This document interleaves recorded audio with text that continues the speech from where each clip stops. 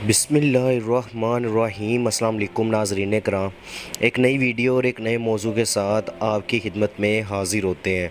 बात करने जा रहे हैं शेख हसीना के बारे में और बांग्लादेश को मुआशी ताकत बनाने वाली वज़ीर आज़म जिनका आमराना रवैया अवामी गुस्से का बायस कैसे बना। इस वीडियो की डिटेल में जाने से पहले अगर आप मेरे चैनल पर नए हैं और पहली दफ़ा आए हैं तो जल्दी से जल्दी चैनल को सब्सक्राइब कर लें और बेल आइकन को ज़रूर दबाएँ ताकि मेरी लेटेस्ट वीडियो आप तक पहुँचती रहे। मुल्क में हफ्तों पर मुहित पुरतशद्दुद मुज़ाहरों के बाद बांग्लादेश की वज़ीर आज़म शेख हसीना वाजिद ने अपने ओहदे से इस्तीफ़ा दे दिया है और मुल्क छोड़कर इंडिया चली गई हैं। 76 साला रहनुमा शेख हसीना वाजिद का हेलीकॉप्टर इंडिया में उतर चुका है और इस दौरान ढाका में इनके सरकारी रिहाइशगाह में हज़ारों एहतजाजी मुज़ाहिरीन घुस आए हैं। शेख हसीना ने तकरीबन 2 दहाइयों तक बांग्लादेश पर हुकूमत की और वह मुल्क में सबसे तवील दौरानिए के लिए वज़ीर आज़म रहने वाली सियासी रहनुमा है। शेख हसीना को अक्सर बांग्लादेश की मईशत को तरक्की देने का क्रेडिट दिया जाता है, लेकिन हालिया बरसों में इन पर आमराना तर्ज हुक्मरानी इख्तियार करने के इल्ज़ामात लगते रहे हैं। शेख हसीना सन 1947 में मशरक़ी बंगाल में पैदा हुई थी और सियासत उनके खून में रची बसी हुई थी। वो कौम परस्त रहनुमा शेख मुजीबुर रहमान की साहिबजादी हैं जिन्हें बांग्लादेश का बंगला बंधु यानी बाबा कौम करार दिया जाता है। इनकी क़यादत में ही बांग्लादेश पाकिस्तान से अलहदा हुआ था और वो 1971 में मुल्क के पहले सदर बने थे। इस वक्त से ही शेख हसीना ने खुद को ढाका यूनिवर्सिटी में एक स्टूडेंट रहनुमा के तौर पर मनवा लिया था और सन 1975 में फ़ौजी बगावत के नतीजे में शेख मुजीबुर रहमान और उनके ख़ानदान के मुतअद्दिद अरकान को कत्ल कर दिया गया था। इस हमले में सिर्फ शेख हसीना और उनकी छोटी बहन ही बच पाए थे क्योंकि वो इस वक्त मुल्क में नहीं थी। उन्होंने इसी दौरान इंडिया में जिला वतनी काटी और 1981 में वापसी बांग्लादेश लौटी और अपने वालिद की जमात अवामी लीग की सरबराह मुकर्रर हो गई। उन्होंने जनरल हुसैन मोहम्मद रिशाद की फ़ौजी हुकूमत के दौरान दीगर सियासी जमातों के साथ मिलकर जमहूरियत की हमायत में एहतजाजी मुजाहरे किए। इस तहरीक ने शेख हसीना को मकबूलियत की बुलंदी पर पहुँचा दिया और वो एक कौमी रहनुमा बनकर उभरी। वो 1996 में पहली मरतबा मुल्क की वज़ीर आज़म बनी। इस दौरान उन्होंने इंडिया के साथ पानी की शेयरिंग की डील तय की और मुल्क के जनूब मशरक़ी इलाकों में लड़ने वाले अक्सरियत पसंदों के साथ अमन मुआहदे पर दस्तखत किए। लेकिन इसके साथ साथ इनकी हुकूमत पर न सिर्फ करप्शन के इल्ज़ामात लगते रहे बल्कि वो इंडिया से ज़्यादा कुर्बत की वजह से तनकीद का निशाना भी बनती रही। सन 2001 में वो अपनी साबिक इत्तेहादी जमात बांग्लादेश नेशनलिस्ट पार्टी की रहनुमा बेगम खालिदा ज़िया से इलेक्शन में शिकस्त खा गई और इन्हें वज़ीर आज़म का मनसब छोड़ना पड़ा। बांग्लादेश की सियासत पर ये दोनों ख़वातीन तकरीबन पिछले 3 दहाइयों से छाई रही हैं और इन्हें मुल्क में जंगजू बेगमात के नाम से पुकारा जाने लगा। सियासी मुबसरीन का कहना है कि इन दो रहनुमाओं की लड़ाई के सबब ना सिर्फ मुल्क में बम धमाके हुए, लोग लापता हुए, लोगों का मावरा अदालत कत्ल होना मुल्क में मामूल बन गया। सन 2009 में एक अबूरी हुकूमत ने मुल्क में इंतखाबात करवाए और शेख हसीना एक बार फिर मुल्क की वज़ीर आज़म मुंतखब हो गई। अपने सियासी सफ़र के दौरान बतौर अपोजिशन रहनुमा शेख हसीना मुतअद्दिद मरतबा गिरफ्तार हुई और इन पर हमले भी हुए।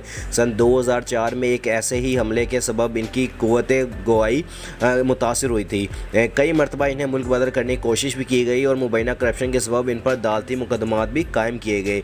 बांग्लादेश का शुमार दुनिया के सबसे ज़्यादा गरीब ममालिक में होता था, लेकिन सन 2009 के बाद शेख हसीना की क़यादत में मुल्क की मईशत में बेहतरी आती हुई नज़र आई और अब इसका शुमार खित्ते में सबसे ज़्यादा तेज़ी से आगे बढ़ती हुई मुआशी ताकतों में होता है, जिसकी तरक्की की रफ्तार इंडिया से भी ज़्यादा तेज़ है। वर्ल्ड बैंक के मुताबिक गुज़श्ता एक दहाई में तकरीबन 2.5 करोड़ लोग गुर्बत की लकीर से बाहर आए और मुल्क में सबसे ज़्यादा तरक्की कपड़ों यानी गारमेंट्स के शोबे में नज़र आई और बांग्लादेश में बनाए गए कपड़ों को यूरोप, शुमाली अमरीका और एशिया तक रसाई मिली। मुल्क की अपनी दौलत, कर्ज़ों और गैर मुल्की इदारों से मावनत का इस्तेमाल करते हुए शेख हसीना ने बड़े तरक्याती मनसूबे शुरू किए, जिनमें 2 अरब 90 करोड़ डॉलर की लागत से बनने वाला पदमाज बुर्ज भी शामिल है।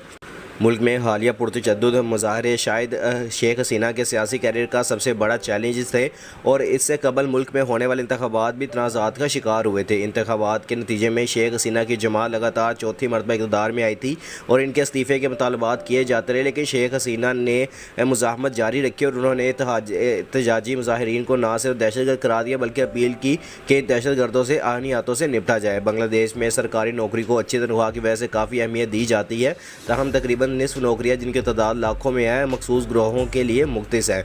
सरकारी नौकरियों का एक तिहाई हिस्सा इन अफराद के अहल खाना के लिए मखसूस है जिन्हें बांग्लादेश में आज़ादी की जंग का हीरो माना जाता है। ताहम मुल्क में तलबा और दीगर एहतजाजी मुजाहिरीन का कहना था कि यह निज़ाम मोतज़बाना है और सरकारी नौकरी सिर्फ मेरिट की बुनियाद पर ही मिलनी चाहिए। तलबा का यह एहतजाज एक हुकूमत मुखालिफ मुल्क गिर तहरीक में बदल गया और दुनिया में कोरोना वायरस की वबा फैलने के बाद बांग्लादेश में महंगाई बढ़ गई थी और ज़र मुबादला के ज़खायर कम हो गए थे और बैरूनी कर्जा तकरीबन 2 गुना बढ़ गया था। नाक़दीन का कहना है कि मुल्क में बढ़ती हुई महंगाई और गुर्बत की असल वजह शेख हसीना की हुकूमत की बद इंतज़ामिया और इनका दावा है कि माजी में मुल्क की मुआशी कामयाबियों का फ़ायदा सिर्फ इन्हें ही हुआ है जो अवामी लीग का हिस्सा थे। उनका यह भी कहना है कि इस दौरान मुल्क में इंसानी हकूक़ के खिलाफ वर्जियाँ होती रही हैं और इस जमहूरियत का मेयार गिरता गया और वो शेख हसीना पर आमराना तर्ज़ हुक्मरानी इख्तियार करने का इल्ज़ाम लगाते हैं और कहते हैं कि साबिक़ बांग्लादेशी वज़ीर आज़म ने अपने सियासी मुखालिफिन और मीडिया पर पाबंदियाँ आयद की। शेख हसीना और इनकी हुकूमत इन इल्ज़ामात की तरदीद करते हैं। हालिया महीनों में बांग्लादेश नेशनलिस्ट पार्टी के सीनियर रहनुमा और हज़ारों सियासी कारकुनान को हुकूमत के मुखालिफ मुजाहिरों के दरमियान गिरफ्तार किया गया और इंसानी हकूक़ के लिए काम करने वाली तंजीमों का कहना है कि सन 2009 के बाद मुल्क में सिक्योरिटी फोर्सेस के हाथों मावराए अदालत हलाकतों और जबरी गुमशुदगियों में इजाफा हुआ। शेख हसीना की हुकूमत इन इल्ज़ामात की दो टोक अंदाज में तरदीद कर चुकी है, लेकिन इसके साथ साथ इनकी हुकूमत गैर मुल्की सहाफ़ियों को भी मुल्क में इन वाक़यात की तहकीकात से रोकती रही। ये मालूमाती वीडियो अगर आपको पसंद आई है तो जल्दी से जल्दी लाइक शेयर और कमेंट्स कर दिया करें और जिस भाई ने अभी तक चैनल को सब्सक्राइब नहीं किया वो जल्दी से जल्दी चैनल को सब्सक्राइब कर ले और बेल आइकन को ज़रूर दबाएं ताकि लेटेस्ट वीडियो आप तक पहुँच जाए। इंशाल्लाह मिलते हैं नेक्स्ट वीडियो में। टेक केयर, अल्लाह हाफिज़।